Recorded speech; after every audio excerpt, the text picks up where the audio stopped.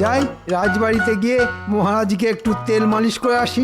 সামনেই আমার গিন্নির জন্মতিথি। রাজকোষ থেকে কয়েকটা মোহর হাতাতে পারলে গিন্নিকে একটা সোনার কানের দুল গড়িয়ে দেব। গিন্নিও খুশি হবে আর আমার ট্যাঁক থেকে মোহরও খসবে না। হ্যাঁ,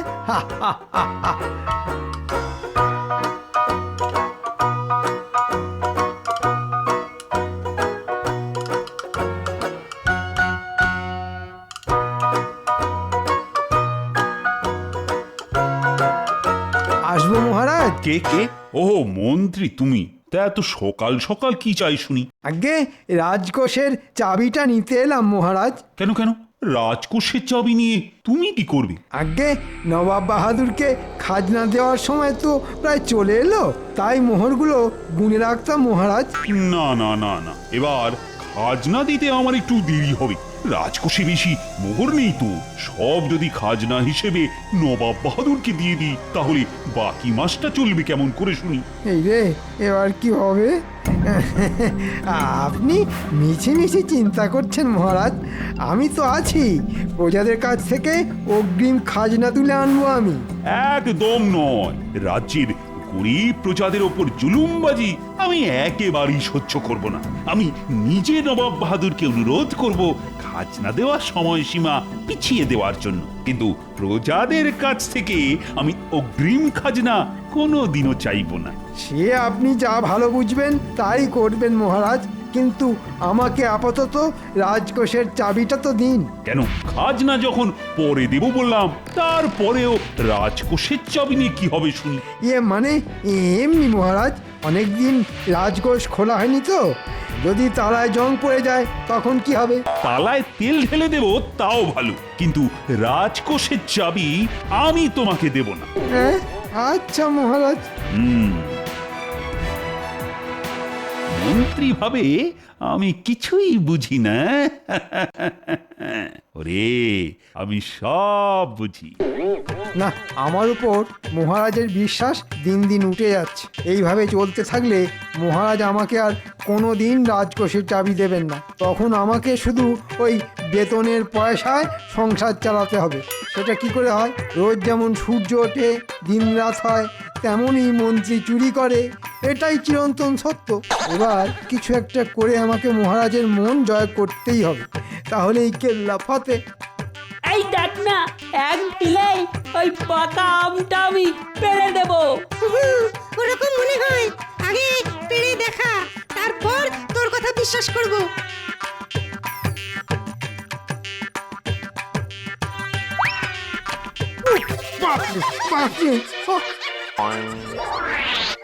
এই দাঁড়া দাঁড়া বলছি। কি বেয়াদব ছেলে রে বাবা। হবেই তো, যেমন দাদু তেমন তার নাতিরা।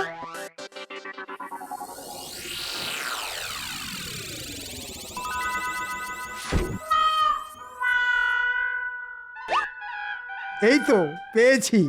এই পাথরটা মহারাজের কাছে চমৎকারী পাথর বলে চালিয়ে দিতে পারলে কিছু মোহর ট্যাঁকে ঢুকিয়ে নেওয়া যাবে। হ্যাঁ, এটা দিয়েই আমি মহারাজের মন জয় করব। যাই, এখনই একবার রাজবাড়ির দিকে যাই।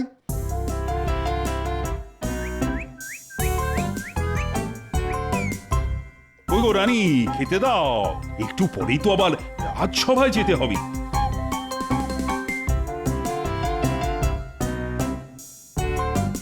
কি আজও ভাত ডাল আর কুমড়োর ঘ্যাঁট? রোজ রোজ মাছ মাংস ডিম খাওয়া উচিত নয়, তাছাড়া আপনার বয়স হচ্ছে। রোজ রোজ এই একই খাবার খেতে আমার মোটেই ভালো লাগে না। ও রানী, রানী গো, আমার যে আজ সকাল থেকেই বড় কচি পাঁঠার মাংস খেতে ইচ্ছে করছে। না না না, একদম নয়। আজ আপনাকে এগুলোই খেতে হবে। নিন নিন, জেদ ছেড়ে তাড়াতাড়ি খেয়ে নিন। এই তো পেয়েছি। মহারাজের আজ সকাল থেকে কচি পাঁঠার মাংস খেতে ইচ্ছে করছে।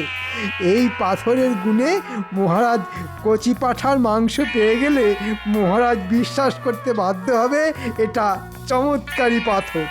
এখনই এই পাথরটা মহারাজের হাতে তুলে দেওয়া ঠিক হবে না। যাই, আগে গিয়ে একটা কচি পাঁঠার ব্যবস্থা করি, তারপর রাজসভায় সবার সামনে আমি এই পাথরটা মহারাজকে দেব।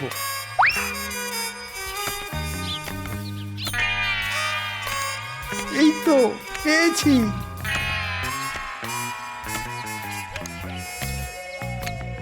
এই যে পুঁটির বাবা, তোমার নামে একটা অভিযোগ আছে। হ্যাঁ, কি অভিযোগ মন্ত্রীমশাই? এই মাসের খাজনা তুমি এখনো জমা করনি, তাই মহারাজ তোমার উপর রেগে আছেন। আগে এই মাসে চাষবাস খুব একটা ভালো হয়নি মন্ত্রীমশাই, তাই মানে এসব কথা বলে কোনো লাভ হবে না। আমাকে মহারাজ পাঠিয়েছেন তোমার কাছ থেকে খাজনার টাকা নিয়ে যাওয়ার জন্যে। আমাকে আমাকে ক্ষমা করে দিন মন্ত্রীমশাই, আমি গরিব মানুষ। এই মাসে খাজনা দিলে আমাকে আর আমার বাচ্চাদের সারা মাস না খেয়ে থাকতে হবে। আচ্ছা আচ্ছা, একটা উপায় আছে যাতে মহারাজ খুশি হয়ে তোমার খাজনা মুকুব করে দিতে পারেন। কি উপায় মন্ত্রীমশাই?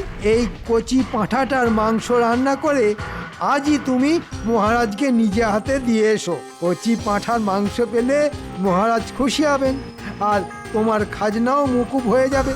কিন্তু একটা শর্ত আছে, আমি যে তোমাকে কচি পাঁঠার মাংস রান্না করে মহারাজকে দিয়ে আসতে বলেছি, এটা যেন মহারাজ জানতে না পারেন। মহারাজ জানতে পারবেন না মন্ত্রীমশাই, আপনি নিশ্চিন্তে থাকুন।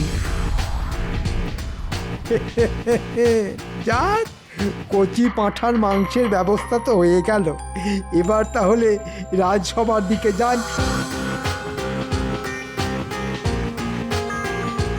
কি মন্ত্রী আর গোপাল এখনো এসে পৌঁছয়নি দেখছি। আমি এসে গেছি মহারাজ। কি মন্ত্রী, তোমার রাজসভায় আসতে এত দেরি হলো কেন? সে এক অদ্ভুত ঘটনা মহারাজ। আমি রাজসভায় আসবো বলে রাস্তা দিয়ে হেঁটে হেঁটে যাচ্ছিলাম, হঠাৎ রাস্তায় আমার সঙ্গে এক সাধু বাবার দেখা হলো। সাধু বাবা আমাকে এই পাথরটা দিয়ে বললেন, এটা যেন আমি আপনাকে দিয়ে দিই। এটা আবার কি? এটা যেসে পাথর নয় মহারাজ, এটা চমৎকারী পাথর। সাধু বাবা বললেন, এটা হাতে রেখে চোখ বন্ধ করে আপনি যা চাইবেন তাই পাবেন। তাই নাকি? তাহলে তো একবার পরীক্ষা করেই দেখতে হচ্ছে। এই চমৎকারী পাথর, আমার বড় কচি পাঁঠার মাংস খেতে ইচ্ছে করছে। তুমি যদি সত্যি সত্যি চমৎকারী পাথর হয়ে থাকো, তাহলে আমার জন্য কচি পাঁঠার মাংসের ব্যবস্থা করে দাও। মহারাজের জয় হোক, আমি আপনার জন্য সামান্য উপহার এনেছি মহারাজ। মেলাতে গিয়ে গুলিয়ে যাচ্ছে আমার সব ছন্দ।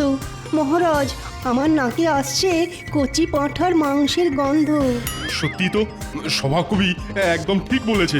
তুমি আমার জন্য কি উপহার নিয়ে এসেছো শুনি? আগে কচি পাঁঠার মাংস রান্না করে নিয়ে এসেছি মহারাজ। দেখেছেন মহারাজ, বলেছিলাম না? জয় চমৎকারী পাথরের জয়। জয় চমৎকারী পাথরের জয়। আজ রাজসভায় গিয়ে মহারাজের কাছ থেকে 7 দিনের ছুটি চেয়ে নেব। মহারাজ যদি ছুটি দিতে না চান, তাহলে মহারাজের পা ধরে লুটিয়ে পড়ে হাত জড়ো করে যে করেই হোক 7 দিনের ছুটি আমি আদায় করেই ছাড়ব। কি ব্যাপার ভাই, তুমি এই 7 সকালে রাজবাড়িতে কি করতে এসেছিলে শুনি? মহারাজের জন্য কচি পাঁঠার মাংস রান্না করছিলাম গোপাল দাদা, সেটা দিতেই এসেছিলাম। কচি পাঁঠার মাংস? তা সেটা কি শুধু মহারাজের জন্যই রান্না করেছো? না না, তোমার জন্যও আছে গোপাল দাদা। আমি পুঁটির হাত দিয়ে তোমার বাড়িতে কচি পাঁঠার মাংস পাঠিয়ে দেবো। শোনো শোনো, বাড়িতে গিন্নি নেই বুঝলে, গিন্নি বাপের বাড়ি গেছে, তাই পুঁটিকে দিয়ে আমার বাড়িতে মাংস পাঠাতে হবে না। আমি নিজে তোমার বাড়িতে গিয়ে খেয়ে আসবো, কেমন? এবার আমি রাজসভায় যাই।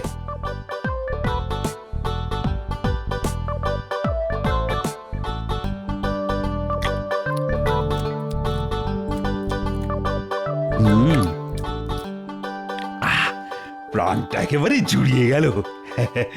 সব হয়েছে এই চমৎকারী পাথরের জন্য। কি হয়েছে মহারাজ? আরে গোপাল যে, এসো এসো এসো। চমৎকার হয়েছে গোপাল, চমৎকার হয়েছে। এবার গোপালকে পথ থেকে সরাতে পারলেই আমার রাস্তা পরিষ্কার। মহারাজ, গোপালকে এসব বলে লাভ নেই। গোপাল কিছুই বিশ্বাস করবে না। না না না না, বিশ্বাস তো করতেই হবে। একটু আগেই বিশ্বাস করার মতন একটা কাণ্ড ঘটে গেছে যে। মহারাজ ঠিক বলেছেন গোপাল। একটু আগে মহারাজ হাতে চমৎকারী পাথর নিয়ে কচি পাঁঠার মাংস খাওয়ার ইচ্ছে প্রকাশ করেছিলেন। তারপর আর কি, একজন প্রজা এসে মহারাজকে কচি পাঁঠার মাংস দিয়ে গেলেন। সব হয়েছে এই চমৎকারী পাথরের জন্য। আর আমাকে এই পাথরটা দিয়েছে মন্ত্রী। আগে ওসব পাথরের জোরে হয়নি মহারাজ, হওয়ার ছিল তাই হয়েছে। মানে কি বলতে চাইছো গোপাল? অন্ধবিশ্বাস ভালো নয় মহারাজ, এটাই বলতে চাইছিলাম। দেখেছেন মহারাজ, গোপাল কেমন চমৎকারী পাথরের বদনাম করছে। গোপাল, তুমি আমার চমৎকারী পাথরের বদনাম করেছো, আমি কিন্তু তোমাকে ছাড়বো না। ছাড়া ধরা সব আপনার হাতে মহারাজ, আমি শুধু সত্যিটা বললাম।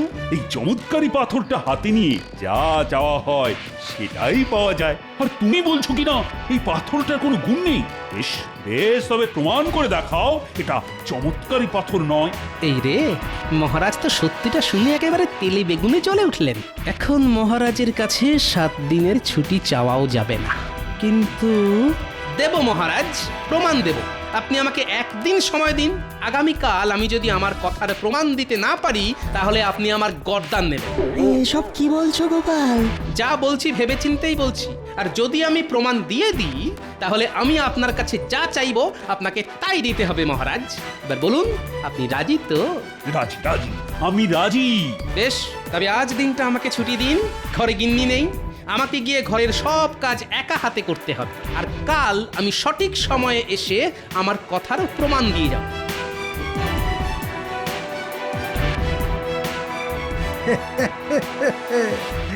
গোপাল কিভাবে প্রমাণ দেয় দেখবো শুধু। কাল গোপালের গর্দান যাবেই যাবে। গোপালকে নিয়ে না আর পারা গেল না। ওদিকে আবার নবাব বাহাদুর খাজনা পাওয়ার জন্য হাত পেতে বসে আছে।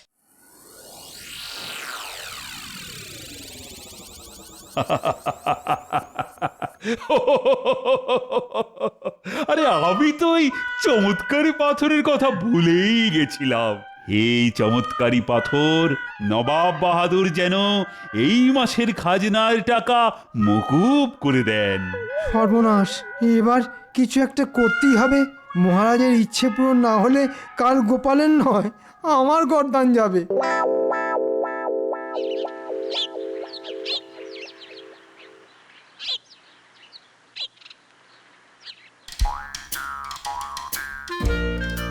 কি হলো জাহাপানা? কি নিয়ে এত চিন্তা করছেন? মাস শেষ হতে চললো, কৃষ্ণচন্দ্র এখনো খাজনা পাঠালো না যে উজির। আমার মনে হয় রাজা কৃষ্ণচন্দ্র খাজনার কথা ভুলেই গেছে জাহাপানা। বলাচ্ছি আমি। এই দূত, এক্ষুনি চিঠি নিয়ে কৃষ্ণচন্দ্রের কাছে যাও। চিঠিতে কৃষ্ণচন্দ্রকে কি লিখবেন জাহাপানা? লিখবো, আজকের মধ্যে খাজনা না পেলে খুব খারাপ হয়ে যাবে। এবার একটা না একটা ব্যবস্থা করতেই হবে।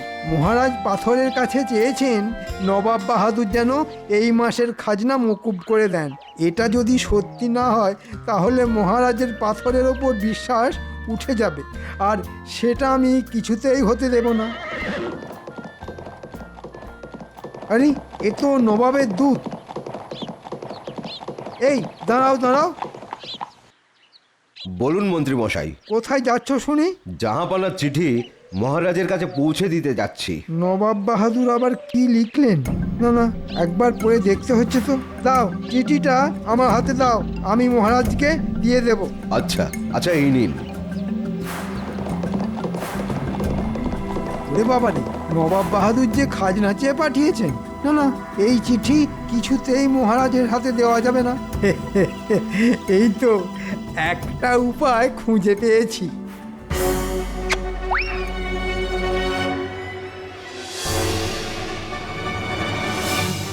কি মন্ত্রীমশাই নবাব বাহাদুরের চিঠি ছুঁড়ে ফেললেন?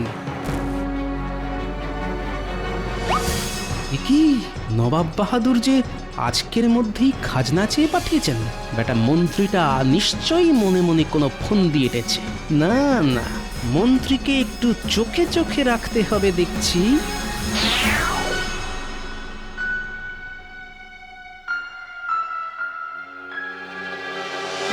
মহারাজ, এই দেখুন মহারাজ, নবাব বাহাদুর আপনার জন্য চিঠি পাঠিয়েছেন। তাই নাকি? কই কই দেখি দেখি।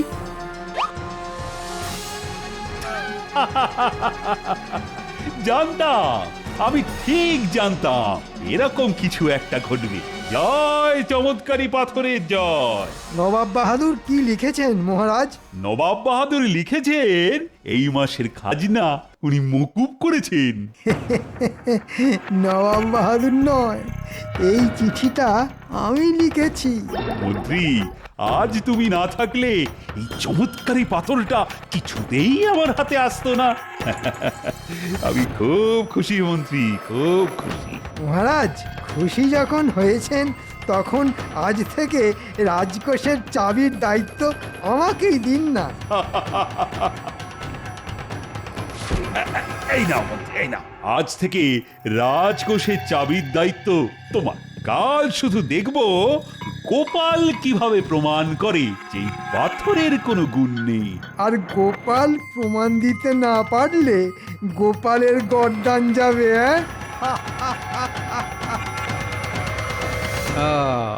এইবার বুঝেছি মহারাজকে পাথর দেওয়া থেকে শুরু করে নবাব বাহাদুরের চিঠি সব এই শয়তান মন্ত্রীর কারসাজি। কিন্তু কচি পাঁঠার মাংস যাই, একবার পুঁটির বাবার কাছে যাই। একমাত্র পুঁটির বাবাই আমাকে সত্যিটা বলতে পারবে।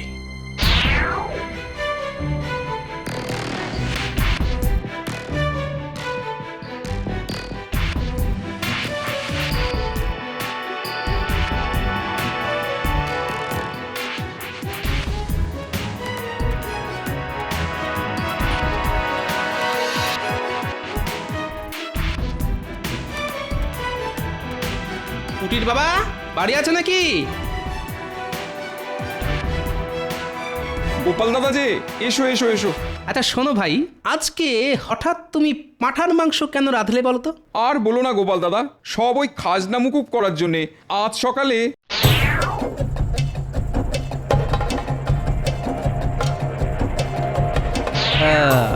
এইবার বুঝেছি। বাহ, আমাদের মন্ত্রীমশাই গুছিয়ে বেশ ভালোই চাল চেলেছেন দেখছি। কিন্তু গোপালের চোখকে যে এত সহজে ফাঁকি দেওয়া যায় না, এবার দেখাচ্ছি মজা। কি ভাবছো গোপাল দাদা? কিছু না কিছু না, আমার বড় খিদে পেয়েছে। চলো এবার আমি কবজি ডুবিয়ে পাঁঠার মাংস খাবো। কৃষ্ণচন্দ্রের এত বড় সাহস, আমার চিঠি পেয়েও খাজনা দেয় না। এই উজির, এক্ষুনি ঘোড়া বার করো, আমি কৃষ্ণনগরে যেতে চাই। চলুন জাহাপানা।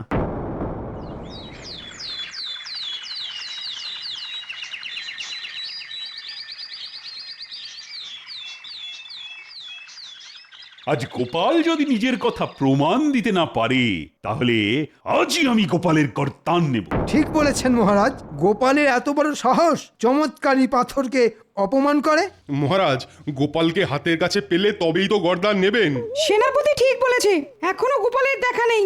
গোপাল মনে হয় পালিয়েছে। না না, পালাইনি। ভেবেছিলাম পালিয়ে যাব, কিন্তু এই রাজ্য ছেড়ে অন্য কোথাও যাওয়ার জায়গা যে গোপালের জানা নেই, তাই ফিরে এলাম। ও, তার মানে তুমি বলতে চাইছো গোপাল যে তোমার কথার প্রমাণ তুমি দিতে পারবে না? আগে না মহারাজ, পারবো না, তাই নিজের গর্দানটাই দিতে এলাম। কে আছিস? এক্ষুনি গোপালের গর্দান নেওয়ার ব্যবস্থা কর। আমাকে ক্ষমা করবেন মহারাজ, ওই পাথরটা সত্যি সত্যি চমৎকারী পাথর, আমি বুঝতে ভুল করেছি মহারাজ। তুমি একটু দেরিতে বুঝেছো গোপাল, আর গর্দান নেওয়ার কথা তুমি নিজের মুখেই বলেছিলে। আগে গর্দান নেওয়ার আগে আমার একটা শেষ ইচ্ছে আছে মহারাজ। কি ইচ্ছে? চটপট করে বলে ফেলো শুনি। আমি একটিবার ওই চমৎকারী পাথরটা হাতে নিয়ে দেখতে চাই মহারাজ। যে পাথরের জন্য গোপাল ভাঁড়ের গর্দান যাবে, সেই পাথরটা একবার ছুঁয়ে না দেখলে যে আমার জীবন অসম্পূর্ণ থেকে যাবে মহারাজ। দয়া করে আমাকে ফিরিয়ে দেবেন না। এই আবার এমন? এই না, এই না। হে চমৎকারী পাথর, মহারাজ যেন আমাকে ক্ষমা করে দেন আর আমার গর্দান নেওয়ার কথা ভুলে যান। হে চমৎকারী পাথর, তুমি আমাকে এক্ষুনি কৃষ্ণনগরের রাজা করে দাও, মহারাজকে ফকির করে দাও। এসব কি হচ্ছে শুনি গোপাল? আগে চমৎকারী পাথরের কাছে নিজের ইচ্ছে প্রকাশ করছি মহারাজ। পাথরটা যদি সত্যি চমৎকারী পাথর হয়ে থাকে তাহলে আমার ইচ্ছে পূরণ হবে। গোপাল, তুমি এখনই পাথরটাকে সন্দেহ করছো? আমি তোমার গর্দান নেবই নেব, কিছুতেই ছাড়বো না। কেন মহারাজ? আমি যে আমার কথার প্রমাণ দিয়ে দিলাম। তুমি কি বলতে চাইছো গোপাল? কিছুই বুঝতে পারছি না। এ তো জলের মতন সোজা। আমি পাথরের কাছে নিজের ইচ্ছে প্রকাশ করলাম। আমার ইচ্ছে যদি পূরণ হয় তাহলে আমার গর্দান অক্ষত থাকবে, কিন্তু আমার ইচ্ছে শুনে মহারাজের আমার গর্দান নেওয়ার ইচ্ছে আরো বেড়ে গেল। আমি রাজা হতে চাইলাম, রাজা হলাম না। আপনি যাতে ফকির হয়ে যান সেটাও চাইলাম, কিন্তু আপনি ফকির হলেন না। আর এর থেকেই প্রমাণ হলো পাথরটা আসলে চমৎকারী পাথর নয়। হ্যাঁ, কিন্তু আমার সব ইচ্ছে যে সব সাজানো মহারাজ। মন্ত্রী মশাই পুঁটির বাবার কাছে গিয়ে খাজনার ভয় দেখিয়ে পাঁঠার মাংস রান্না করিয়ে আপনাকে দিয়ে যেতে বলেছিল মহারাজ। আর নবাবের চিঠি। আমি তোমাকে ছাড়বো না কৃষ্ণচন্দ্র। আমার চিঠি পেয়েও তুমি সেটা অগ্রাহ্য করলে, এত বড় সাহস তোমার! সর্বনাশ, এবার কি হবে? সে কি? আপনি তো চিঠিতে লিখেছিলেন আপনি মাসের খাজনা মকুব করেছেন। তাহলে আজ কেন? আগে নবাব বাহাদুর লিখেছিলেন গতকালের মধ্যেই খাজনার টাকা শোধ করে দিতে। আমাদের মন্ত্রী মশাই আসল চিঠিটা ছিঁড়ে নকল চিঠি লিখে আপনাকে দিয়েছেন আপনার ইচ্ছে পূরণ করার জন্য মহারাজ। মন্ত্রী, যা শুনছি সব কি সত্যি? ভুল হয়ে গেছে মহারাজ, আর হবে না। ও, সবাই মন্ত্রীর কারসাজি। উজির, এক্ষুনি মন্ত্রীকে ধরে 100 চাবুক লাগাও। আমি তোমাকে ছাড়বো না মন্ত্রী। তুমি আমাকে বোকা বানিয়েছো। আজ আজ তোমার একদিন কি আমার একদিন। প্রহরী! ওরে বাবা, ডাঙায় বাঘ আর জলে কুমির। দাঁড়াও বলছি, দাঁড়াও, দাঁড়াও বলছি। গোপাল, গোপাল, আজ তুমি না থাকলে আমি সত্যি সত্যি বিশ্বাস করে নিতাম এটা চমৎকারী পাথর। আমার চোখ খুলে দেওয়ার জন্য ধন্যবাদ গোপাল। বলো বলো বলো, তোমার কি চাই? বেশি কিছু নয় মহারাজ। যতদিন না গিন্নি বাপের বাড়ি থেকে ফিরছেন ততদিন রাজবাড়িতে থাকতে দিলেই হবে, আর সঙ্গে দুবেলা খাবার। বেশ বেশ, তাই হবে তাই হবে। ওরে বাবা রে, আমাকে বাঁচান মহারাজ। ওরে বাবা রে।